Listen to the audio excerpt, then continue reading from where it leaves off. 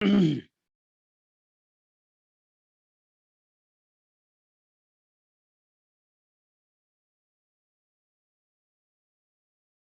اللہ الرحمن الرحیم۔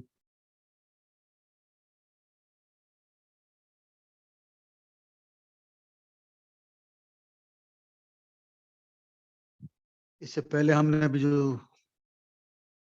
کتاب پڑھی ہے افتاء اور اصول افتاء،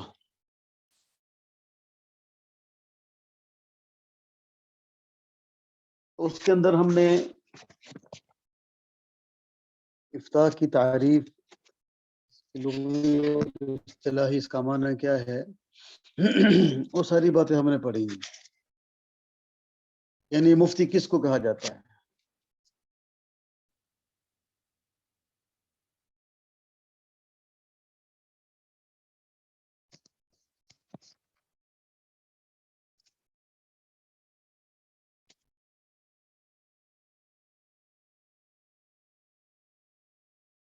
تو جیسے ہم نے پڑھا ہے کہ بھائی فتوے کا معنی کیا ہے،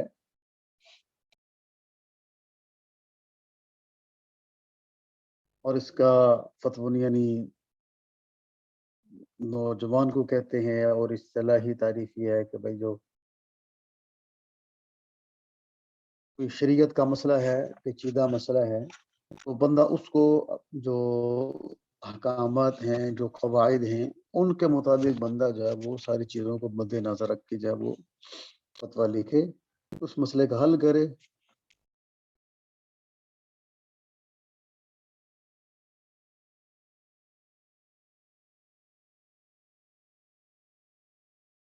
استفتاء بھی اسی سے ہے۔ استفتاء کا معنی کسی چیز کے بارے میں پوچھنا، جیسے اللہ فرماتے ہیں وَيَسْتَفْتُونَكَ فِي النِّسَاءِ، یہ لوگ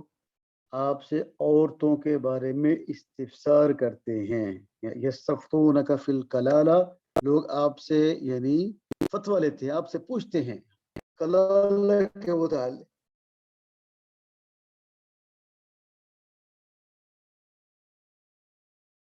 لہذا مشکل احکام کے جواب دینے کو فتویٰ کہتے ہیں،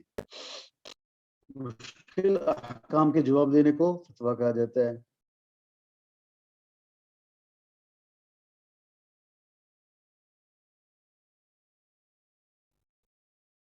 تو گویا کہ جو مفتی ہے وہ بھی اپنی وضاحت و تقریر سے مشکل مسئلہ کو تقویت پہنچاتا ہے، تو اس مسئلے کے اندر تقویت پیدا ہو جاتی ہے، وہ جوان ہو جاتا ہے۔ یعنی اور جیسے حدیث میں آتا ہے کہ استفت قلبک، اللہ کے نبی نے فرمایا کہ سب سے پہلے دل سے پوچھو، جب کوئی آدمی ایسا غلط کام کرتا ہے تو دل کے اندر بات کرتی ہے۔ تو اب یہ ہے کہ بھئی ہم نے فتوے کی اس کی لغوی اصطلاحی ہم نے اس کی تعریف پڑھ لی، ہم نے جناب اس کی اقسام پڑھ لی، بھئی مفتی کے اندر کیسی جو ہے وہ صلاحیتیں ہونی چاہیے، اس کا علم کیسا ہونا چاہیے، اس کا عمل کیسا ہونا چاہیے، وہ ساری تفصیل سے پڑھ چکے ہیں۔ اب یہ ہے کہ بھئی ہمیں فتویٰ نویسی کا ہمیں طریقہ آنا چاہیے۔ تو اس کا طریقہ مختصر یہ ہے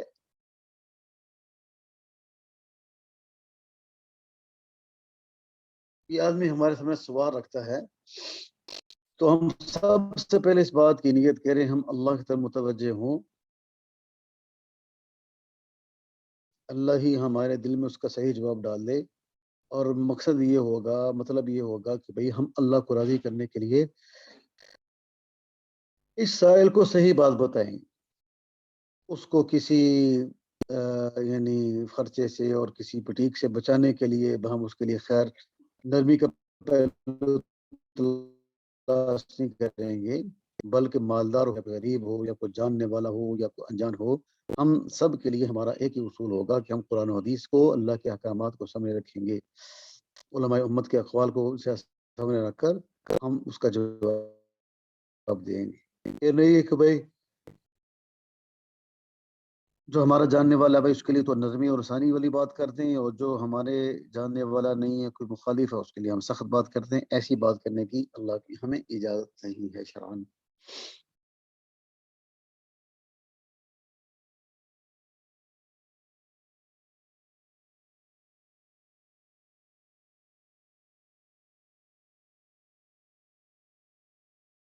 اس لیے اگر لوگ آپ سے فتویٰ پوچھتے ہیں،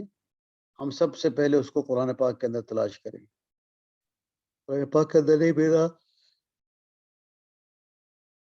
احادیث مبارکہ کے اندر، اور اس کے بعد اجماع امت کے اندر ہم اس مسئلے کو تلاش کریں گے، کہیں نہ کہیں ہمیں وہ جزی مل جائے گی۔ اگر ہمیں وہ جزیہ کہیں بھی نہیں ملتا تو پھر اللہ سبحانہ و تعالیٰ نے پھر شریعت کا حکم یہ ہے کہ یہ بندہ قیاس بھی کر سکتا ہے۔ یہ جو قیاس ہے مطلق القیاس نہیں، بلکہ اصول ثلاثہ سے جو ہے نا اس کو لیا گیا، ماخوذ ہے اس سے۔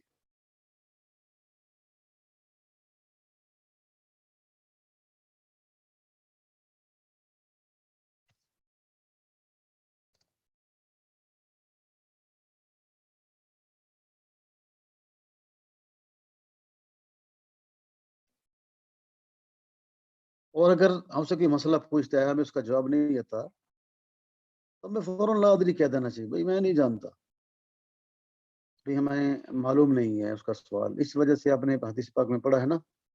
کہ اگر کسی سے کوئی بات پوچھی گئی اور وہ بندہ اس بات کو نہیں جانتا تھا اور اس نے جواب دے دیا، جواب صحیح دیا، تب بھی اللہ کے ہاں یہ مجرم گناہگار ہوگا۔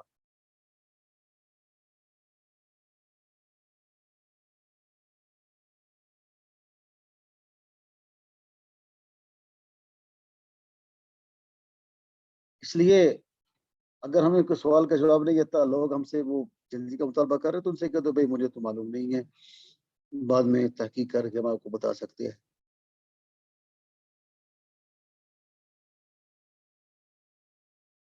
تو لا ادری کہنا اس کے بارے میں کہتے ہیں کہ یہ آدھا علم ہے۔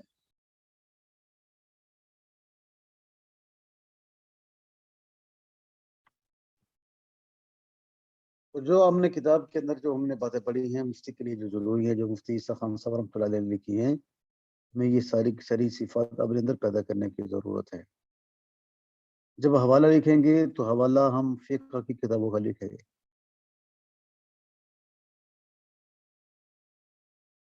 قرآن پاک کا حوالہ اس صورت میں لکھ سکتے ہیں کہ بھائی جس کے اندر اجماع ہو، یعنی جس میں کسی قسم کا کوئی اختلاف نہ ہو۔ مسائل میں اختلافات ہوتے ہیں،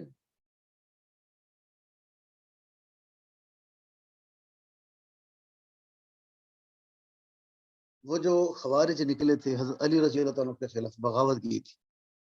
حضرت عبداللہ ابن عباس رضی اللہ عنہ ان کو سمجھانے کے لیے کہ حضرت علی رضی اللہ عنہ نے فرمایا تھا کہ بھائی آپ جب ان کے سامنے بات کریں گے تو آپ قرآن کی آیت دلیل میں نہ پیش کریں، آپ بلکہ حدیث پاک دلیل میں پیش کریں، اس لیے کہ قرآن پاک کے اندر زمانہ بلکہ ایک لفظ کے کئی معنی کئی مطالب اس کے بن سکتے،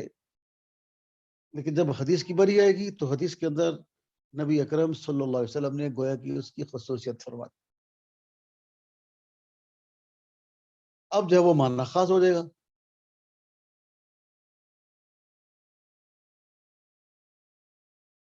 اسی طرح اگر ہمیں کوئی فتویٰ ملتا ہے تو ہم اس کا جواب لکھ دیتے ہیں، لیکن ساتھ ہمیں اس کے لیے اس کا حوالہ فقہ کی کتابوں سے ہمیں لکھنا ضروری ہے۔ ظاہر بات ہمیں اس کے لیے کتابیں جا وہ منگوانی پڑتے ہی ہیں، ہمیں وہ وقت دینا پڑے گا۔